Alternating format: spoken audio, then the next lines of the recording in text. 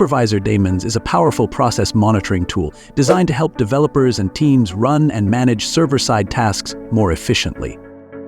Here's how to create a daemon in FlyWP. First, navigate to your server. Then click on the Supervisor tab in the left sidebar. Now click Add Daemon. You'll see a form with a few fields to complete. Enter the full command to run your script. For this demo, we're using a test command. Next, add the working directory, the folder where your script is located. Set the system user to run the process. Typically, this is Fly. Choose the number of processes, usually set to 1 unless you need multiple parallel instances. Set how many seconds to wait before the process is marked as successfully started. Define the grace period before the process is forcefully stopped. And finally, select the stop signal used to shut down the process. Term is commonly used for a graceful exit. Once everything looks good, click Create Daemon. FlyWP will now start the process and begin tracking its status automatically.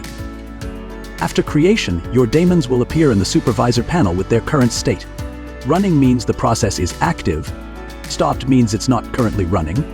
And creating or starting means the process is initializing or restarting.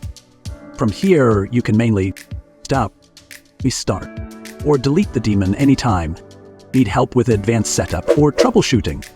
Check out the full Supervisor documentation in FlyWP for more tips and examples.